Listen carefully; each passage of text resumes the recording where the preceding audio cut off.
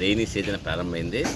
ఎక్కడైతే లోతట్టు ఏరియాస్ ఉన్నాయో, ముఖ్యంగా సిమెంట్ రోడ్ లేని చోట్ల, మట్టి రోడ్డు ఉన్న చోట్ల, అటువంటి చోట్ల నీరు నిలబడటం కానివ్వండి, అదేవిధంగా డ్రైన్ సరిగ్గా లేకపోవడం వల్ల, కచ్చా డ్రైన్లు ఉండటం వల్ల, ఉన్న కచ్చా డ్రైన్లో సరిగ్గా ఫ్లో లేకపోవడం వల్ల, ఖాళీ స్థలాల్లో విపరీతం చెట్లు పెరగటము, అవి హైట్లో ఉండి ఆ వాటర్ మొత్తం రోడ్డు మీద రావటము, అదేవిధంగా చాలా చోట్ల ఈ ఖాళీ స్థలాల్లోకి విపరీతంగా నీళ్ళు వెళ్ళిపోయి అక్కడ కూడా దోమలు గుడ్లు పెట్టడం, ఈ విధంగా అనేకమైనటువంటి పరిస్థితులు ఈ రెయినీ సీజన్ వల్ల వస్తున్నాయి. దీన్ని కూడా ఈరోజు లక్ష్మీనగర్లో ప్రత్యక్షంగా ప్రజలందరి సమక్షంలో పరిశీలన చేయడం జరిగింది. దీనికి సంబంధించి ముందుగా వాటరు ఫ్రీగా ఫ్లో అవడానికి సంబంధించి ఎక్కడైతే కనుక కచ్చా కాలువల్లో అడ్డంకులు ఉన్నాయో అవన్నింటినీ కూడా తొలగించే ప్రయత్నం చేస్తున్నాము. ఈరోజు మధ్యాహ్నం చేసి వస్తుంది. 100% ముందు రోడ్డు మీద ఉన్నటువంటి నీళ్లు మొత్తం కూడా డ్రైన్ల ద్వారా, కచ్చా డ్రైన్ల ద్వారా పంపించి ఏర్పాటు చేస్తున్నాము.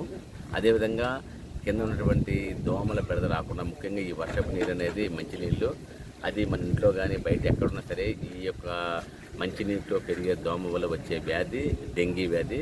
కాబట్టి మన ఇంట్లో కానీ బయట ఎక్కడైనా సరే మంచినీళ్ళు ఉన్న చోటల్లా కూడా మనం అవి అట్లీస్ట్ వీక్లీ వన్స్ అయినా క్లీన్ చేసుకోవాలి.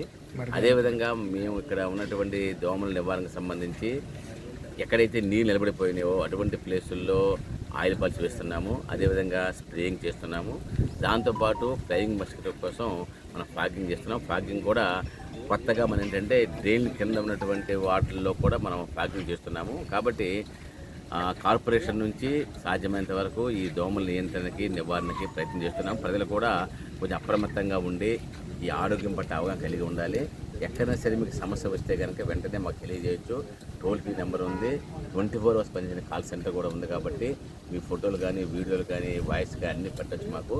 ఆ విధంగా పెడితే వెంటనే మేము వితిన్ 24 hours నుంచి 40 hours లోపు ముందు తక్షణ ప్రణాళిక ఏం చేయాలో అది మాకు చేసేందుకు అన్ని రకాల కార్యక్రమాలు చేస్తాము. అదేవిధంగా నిన్న మొన్న మాకు వచ్చినటువంటి రిపోర్ట్ వచ్చినటువంటి అన్నీ కూడా యాడ్వర్స్ కీపింగ్ కానివ్వండి, సోషల్ మీడియాలో వచ్చినటువంటి కూడా వాళ్ళు మేము తిరుగుతున్నాము.